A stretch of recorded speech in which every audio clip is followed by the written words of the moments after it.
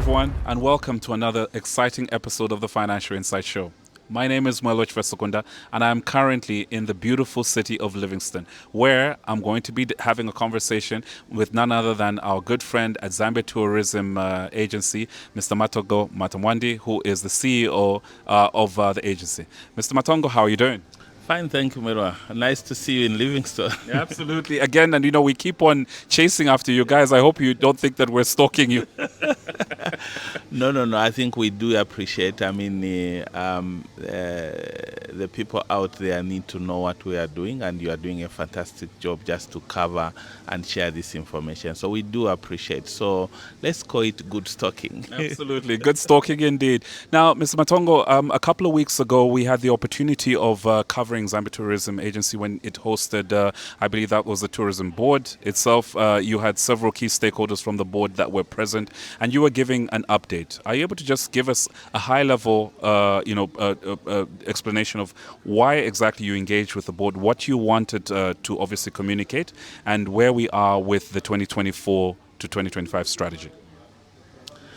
I mean, like we indicated 2.5 years ago, we decided that we need to be a bit more deliberate. We need to be more structured. So every year we do produce what we call the destination marketing plan. And the process of putting up this destination marketing plan is we bring stakeholders together. We do the framework as an agency that lead into that process. And then eventually we produce a national destination marketing plan, which has input from all the stakeholders. And we did one in November. And then now every 3 months we do a review, and we meet every 3 months as a group of stakeholders, because we don't do this for government. We don't do this for Zambia Tourism Agency. This is for the destination. So we had our Q1 meeting, and the structure of these meetings is that we have about 17 tourism associations in Zambia. Obviously, they all feed into the umbrella association called Tourism Council of Zambia.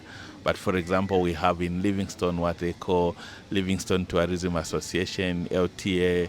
If you go to Kafue National Park, they have an association. I think within Livingstone, you also have a few other associations that are more specific, put together, the Hotel Catering Association and so on.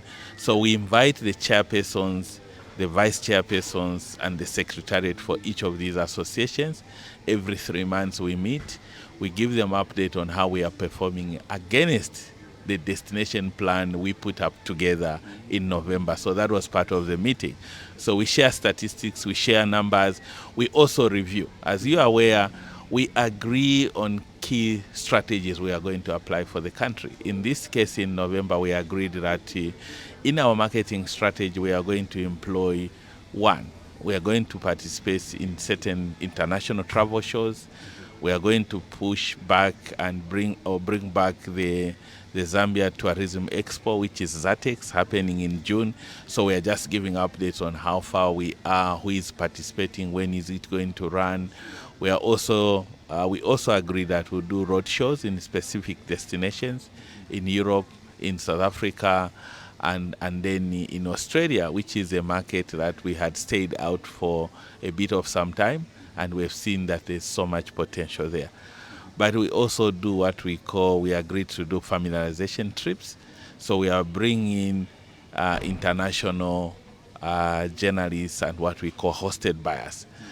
In farm trips, what we do is just to showcase the product, and these people go and write stories.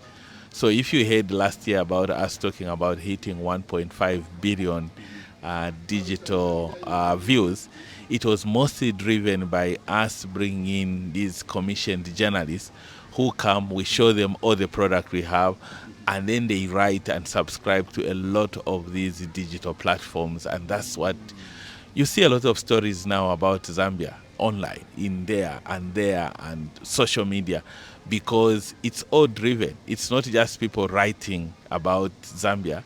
It's people who are brought in here as commissioned journalists, and then they go and write, and then they send to these publications. So that is a strategy also we agreed we are going to look at. Domestically, we are also doing farm trips. So we are getting our local celebrities, our local journalists, take them around. For them, we'll start by taking them through what we call some sort of training so that they have an appreciation of what tourism products we have. And then we take them also on trips to understand, and then they can write about it. So it's a host of all other strategies. So we were reviewing. Again, we are tracking the numbers, both domestic and the international. International, we track what we call tourism arrivals, and we have 3 ways of tracking them. The first one, we track using our immigration numbers. But we know that not everyone who goes through immigration is a tourist, okay? So we drill down to trying to understand that. We also track through our airports numbers. And then the third one, we have a relationship with an organization called the Expedia. And Expedia, basically, they have capacity using certain apps to track any ticket that is bought. Whether it's online or through airlines, they are able to track. But they will share this not as individual tickets, but wholesome. So we are able to know how many people flew into Zambia in the year or in a particular month. And that helps us to track the numbers internationally. Domestic, obviously, we have products like the museums, the national parks, heritage sites. Those numbers we are able to track because they are entry points where they register everyone who goes in. But in addition to that, now we've signed MOUs with the MNOs, basically mobile network companies. And what they've done now is that they are able to share data on how are the movements of people in particular places, because they are able to see if I'm a Lusaka resident, my mobile phone is always in Lusaka. When I move to go to Chipata because there's in Kuala, they will be able to know that I moved and I spent 1 week in, because my phone now is buzzing from Chipata. So when we have these big events like sports events, traditional ceremonies, festivals, they are able to track in bulk the movement. For example, they shared with us during Kuala alone, we had close to 25,000 people, meaning the traffic of mobile phones from outside Chipata that spent a week in Chipata. For us, that's domestic tourism because they are not resident there, they are not regular there. So 25,000 people spending a week in Chipata around in Kuala, they bought food, they slept in hotels, they did 1 or 2 shopping here and there. That's what tourism is all about. That's what we call creating economic activities in these particular places. We are just coming out of Kuomboka now. They'll be able to share with us how many people were around Kuomboka, and that gives us an estimate of what was the spending in terms of economic activity around there. That's what domestic tourism is all about. We'll do that with the sports events as well, and that's why we had shared that now we are actually in the process of signing an MOU with National Sports Council because they are also interested in that data. Ultimately, it's us putting up this meeting every 3 months with the sector and be able to review and see which strategies are working, which ones can be improved, which ones can be reviewed, which other new strategies can we add to making sure that we get the sector to where we want to drive it, and which strategies are not working so that we can look at alternatives. So we move as a sector. And that was the essence of that meeting we had. And I can assure you we are in unison, but also we realize the gaps in terms of tourism investment where we need a lot more investors. And these are the people that we have. They are already existing investors. All we are looking is when they realize from the numbers there's an opportunity in Chipata for an extra hotel, there's an opportunity for a hotel in Western Province, then we engage our colleagues at ZDA and say, what incentives would you have for reinvestment? And we are having those conversations. Right. Now, you've dropped a lot of numbers One would get the impression that ZTA is driven by numbers. It's become more and more apparent, even for Financial Insight, that you have a data-driven approach, and one would even further argue that I think when it comes to tourism's contribution to GDP, you can say with with confidence that these are the sort of numbers that we're looking at.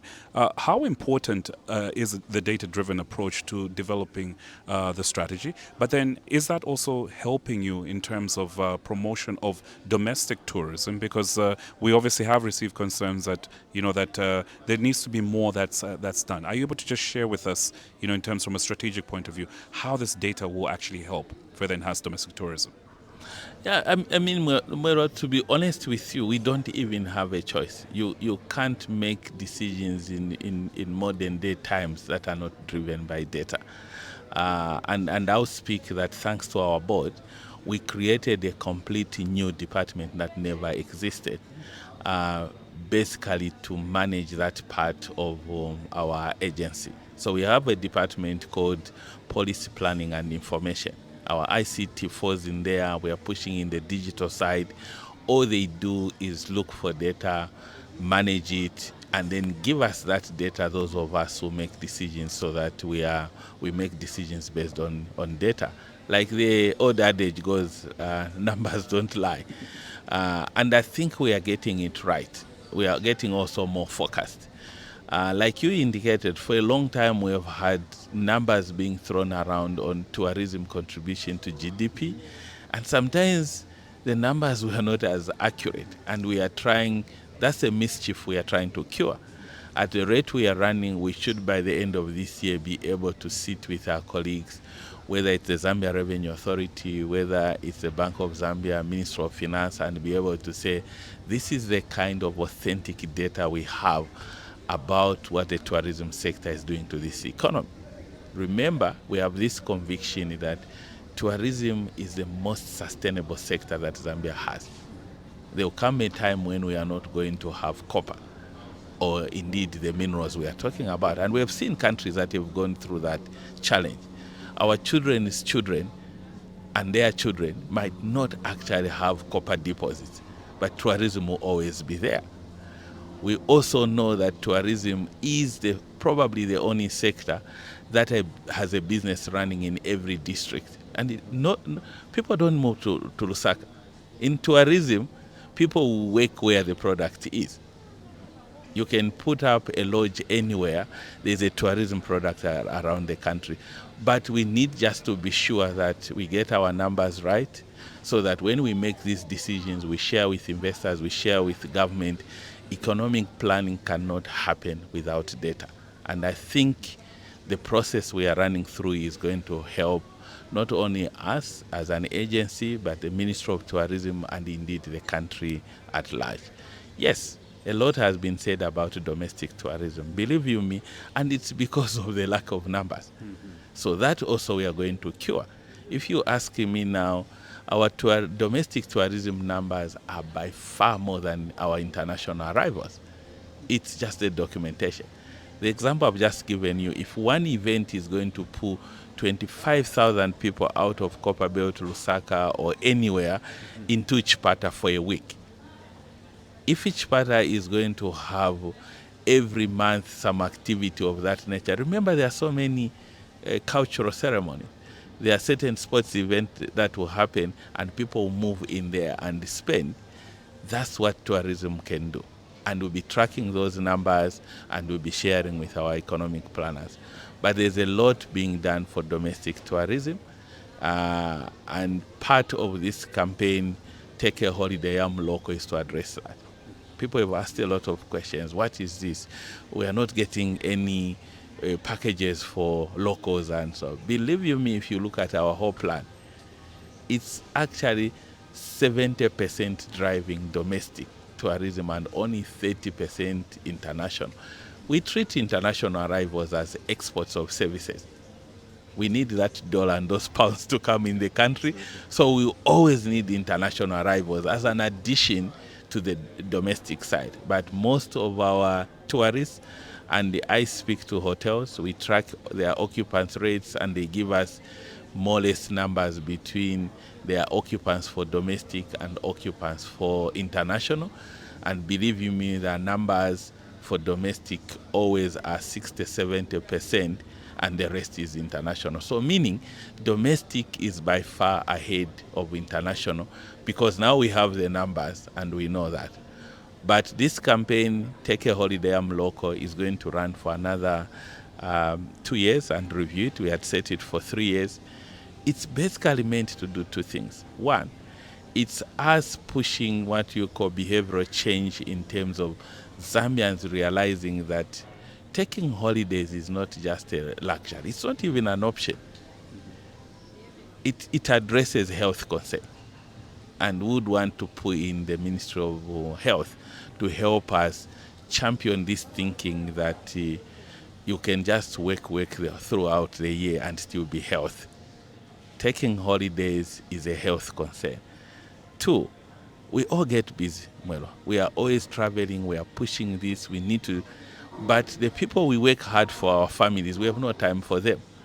So the only chance you have, whether it's a week or two that you need to rest, that's the best time to spend time with your family. Get out of your normal routine, get your family into Livingstone, bond with your children, spend time with your spouse. So the social side of it. Otherwise, we have children who are growing up now and they have no relationship with their parents because we don't have time for them. Take a Holiday, Yamuloko is going to address that. 2 weeks with your family in an exclusive place makes a whole lot of a difference. And the third aspect, obviously, the economic side. We can make money as a country out of tourism and push our GDP, and obviously that is the third aspect that we are addressing. So we are relaunching it in July. It will run for 6 months alongside, obviously, the international campaign we are going to do with one of these big international media houses. So clearly, domestic tourism is top on the agenda. We are going to recruit more operators, more hotels. We have more numbers. Last year we had 50 operators that offered huge discounts. We are targeting to double, if not treble that, so that we have more operators come and offer these huge discounts. So we're just asking people, watch out. We'll be on socials. We are going to be on traditional media as well, TV and radio, to relaunch and then obviously promote this campaign, and we expect Zambians to embrace it and run with it. Absolutely. Now, you've talked about some of the big events that are obviously going to be upcoming. We've also observed that, Zambia Tourism Agency continues to partner with these big events. How important is it, to partner? Because some of these are more or less independent. But, Zambia, we see tourism there. Do you believe that these are also helping drive some of this domestic traffic? Because we know, for example, this week we've got a big 𝗪𝗪𝗪 event. But then over the coming weeks, we know about, Zambia Brewery is also hosting their event as well, which is the Mosi Day of Thunder. How important are these big events that draw people for domestic tourism?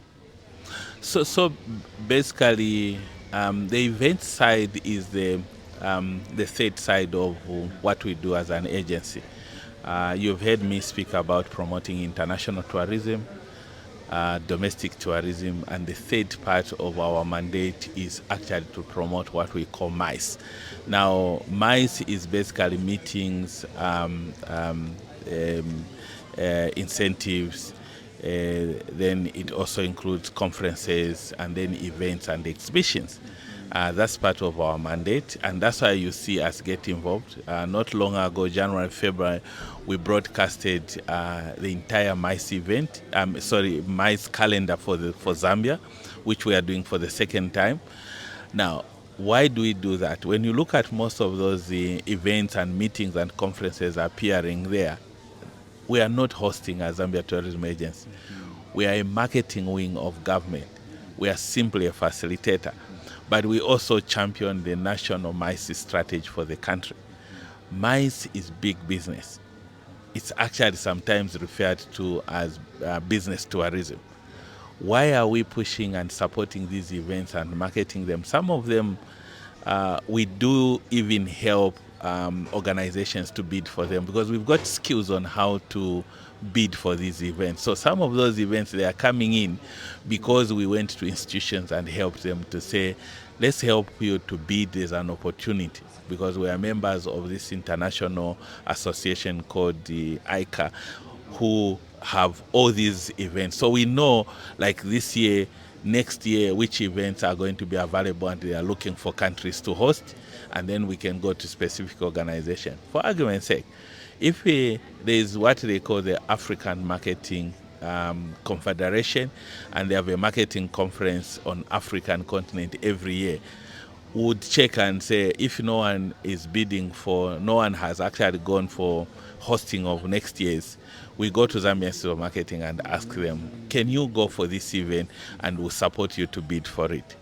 We'll do it maybe for lawyers, we'll do it with economic association, but we also do it with NGOs that want to host events and government departments. That's how we got the 𝗪𝗪𝗏, not that it was just given to us. We saw the opportunity, minister leading, we went and negotiated to bring it. We do that as part of promoting what we call business tourism, or MICE. The beauty about it, and statistically, I love numbers, so you have to bear with me. Statistically, worldwide, we know that hotels in general, 65% of hotel revenue around the world comes out of MICE events. In this country, we actually believe that it could even be close to 80%. What does that mean? It means most of our revenue in the tourism sector is driven by MICE events. We also know that MICE brings in a lot of jobs, because if you host a conference, it's very different with you and me and our families taking a leisure event. We don't need so many people to take care of us. We'll book in the hotel, it's just a restaurant and housekeeping in our room. But when you have a conference, you have the whole banqueting team, you have events managers. Like this one we are doing, we have engaged 2 events managers who are Zambian organizations. So we are not the ones running around to organize the event. We won the bid to host this 𝗪𝗪𝗏. It's a big event, and we went and did a tender, and we had 2 Zambian companies that are actually doing the events management. That's the impact of MICE. And because of that, we think MICE should be a line that we should promote, and we'll always do it and just grow it. And we are hoping that a lot more in future can invest in obvious conference and convention facilities, so that we can grow the MICE business as well. Absolutely. No, Mr. Matongo, it's always a pleasure to speak to you. We are in Livingston. I hope you'll take some time out to also relax a little bit despite the hectic schedule. Definitely, I also want to take a holiday. I'm local. It's definitely quite busy. We are expecting all these ministers are trooping in today. SG is coming in this evening, of course, with our Minister of Tourism. So the next 2-3 days will be busy getting to the weekend, and I'm hoping before I get back to Lusaka, I can take a day to go to Victoria Falls. I haven't been since I came, and probably do a boat cruise, one day relax a bit and get back to work in Lusaka after that. But thank you so much for this conversation. Absolutely. And like you said, that, taking a holiday, I'm local, can actually be good for your health. So thank you so much, Mr. Matongo. And thank you for the viewers that have been watching this episode. So stay tuned for more insights on all our platforms as we bring you insights from Livingston. I've been your host, Mwelwa Chibesakunda. Get to know.